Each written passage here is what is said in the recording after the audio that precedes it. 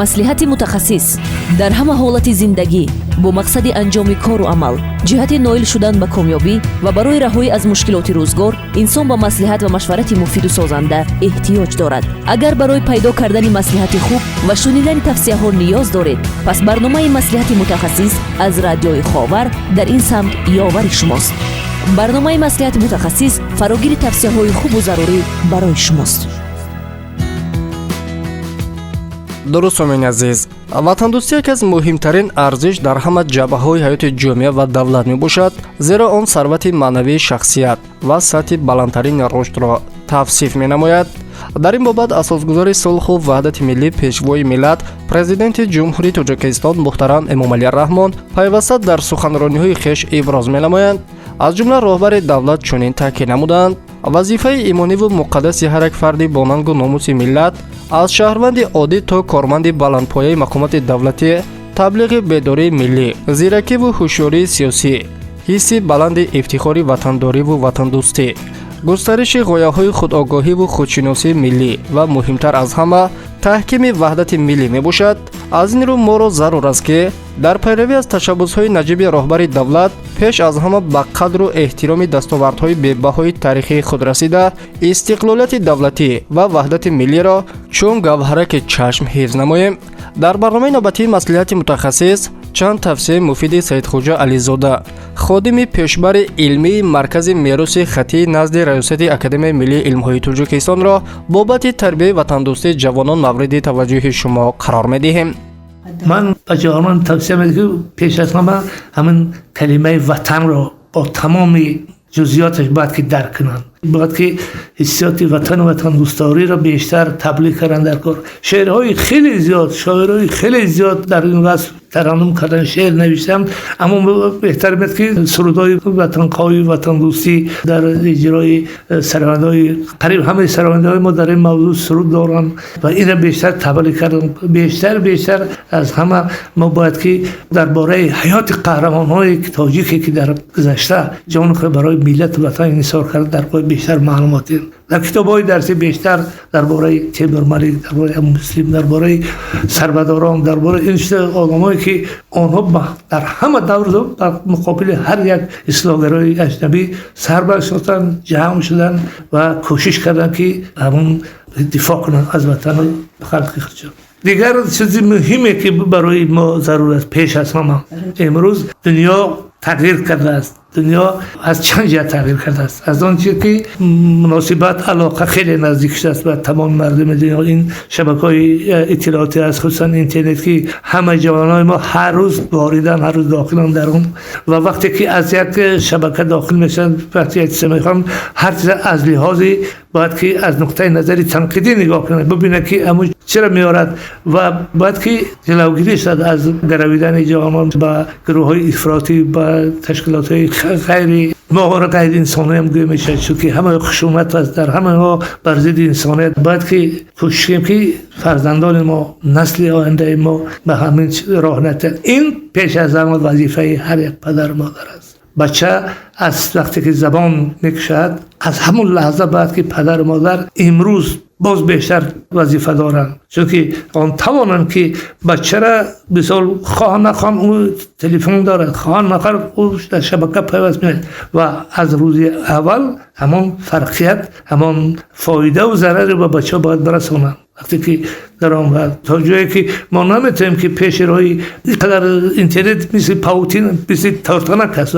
در همه چیز چسبیدگی است و یگان علاج کرده نمیشه، اما فقط تربیت میتواند که جلوگیری کند. تربیت میتواند بچه را از راه بد نجات، تربیت میتواند که بچه را در راه راست هدایت کند. برای همین پیش از همه وظیفه پدر و مادر است و دیم در مکتب‌ها باید که بیشتر به این موضوع توجه کنند، بیشتر به این موضوع دقت کنند. درس‌های تربیتی بیشتر در اطراف موضوع گذرانده شود. در کتاب‌های درسی باید که تغییرات آورده شود. بیشتر موضوعهای خوبی و تندرستی، چیزایی که برای بیداری فکری بچه، مطالبی که کمک باید آن نوشته شوند. چون همه این عامل‌ها، همه این تطبیق‌ها ضرورند که ما توانیم که نسل آینده خود را از هر راه‌های کج، از هر گرویدن به گروه‌های افراطی و ارتجاعی که هستن امروز در متأسفانه خیلی زیادن ما باید یک مثال روشنه که برای ما میتونیم که برای بچه‌ها هر روز بگیم مثل یک آینه است. این وضعیتی که در سر مردم سوریه اومد در چند سال،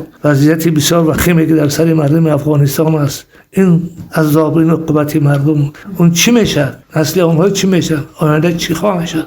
ما باید که همه چیز با بچه ها بیشتر آموزونیم، بیشتر تحلیل در باها رو رسونیم که چی پس آمد دارد، این پیامدهای بدتر دارد آینده این چیزا. برای همین باید که ما استفاده کنیم از همه ساعت. مردم شریف دایستان باید که کوشش که فرزندان نیکو تربیه کنن، وارث تربیه کنن، محافظ تربیه کنن برای وطن، وطن دوست تربیه کنن که آنها بتوانند این وطن زیبا را حفظ کنند و با بچه ها و با آیندگان ما باز میراث گذارند.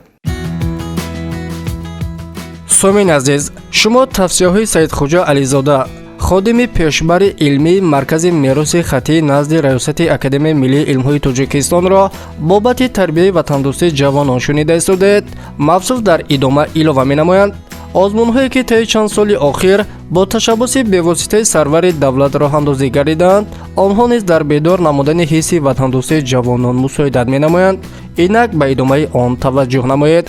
یک سیاستی بهترینه که طی چند سال ادامه دارد، تأسیس دادن آزمون‌های مختلف در تاجیکستان و از طریق شبکه‌های تلویزیونی پورا نمایش دادن آنها. این خودش یک تربیت بسیار خاص است و بسیار وقتی بچه‌هایی که کتابخوان هستند وقتی می‌بینند شوق پیدا می‌شود، ذوق پیدا می‌شود و خواهش پیدا می‌شود که آیا او هم می‌تواند که در آزمون اشتراک کند. این آزمون‌ها بر فایده جامعه ما هستند، مخصوصا جوانان. ما می‌بینیم که یک خواننده 34-5 صدها کتاب خوانده و این شوق و ذوق کتابخوانی هم بسیار زیاد نشته ایستاده است. طی چند سال اخیر وزارت فرهنگ نمایش فروش کتاب در تمام مناطق تاجیکستان دایر کرد که این خیلی عجیب است و خیلی گوارا هست وقتی می‌بینی که مردم تشنه کتابند، بازار کتاب می‌بینی که همه جمع میشن، همه کتاب می‌خرن. ترتیب تشویق کتاب آزمون یا همش جوانان میتونن که از اینا روحیه تازه گیرن، ارادهشون مستحکم شد و هدف گذارن و خودشناسیشون بیشتر شد. هدف گذارن که تنها برای مطالعه، برای آموزش ما میتونیم که همه چیز درک کنیم. وقتی کتاب میخواند در فکری باشه دیگه چیز نیست. شوق خواندن کتاب بده پیدا شد، حتی باور کن اینترنت هم دست نمیگیره. چون که کتاب بده مثل یک معجزه است، مثل یک چیزی که جلب میکنه. انا همین چیز از خودی با بچه‌ها باید که ما تعلیم کنیم، ترغیب کنیم و این آزمون هایی که در ما دایر میشن همش به فایده نسل دور است، به فایده ملت، برای پیشرفت خودشناسی ملی و درک ملت و درک وطن و کمک زیاد رسانده میتواند. این وطن به همه زیبایی باید حفظ کردن در کار. اگر امروز ما همون حسیات وطن دوستی ما نباشد، ما آینده برای نسل آینده که چرا میراث میگذاریم؟ این کشوری که اینقدر زیبا است، امروز توجه همه سرهای دنیا به تاجیکستان جلب شده است. آنها میبینن از طریق اینترنت، از طریق همه چیز میبینن، از طریق سپوتینگ میبینن، راه ها را میبینن، شهرها را میبینن، بعد خواهشی از اینجا دیدن میکنن. هر سال تا سال تعداد سیاحان 10 برابر زیاد شده ایستاده است. این همش به شرافت استقلالیت است، به شرافت راهبریت کشور است، به شرافت آن است که یک سیاست خیلی خوب در اینجا جاری است. یک کشوری بسیار نازنین گرچه خرد باشد، با همه طبیعتش، با همه آب و هوا، با همش فرق کننده است.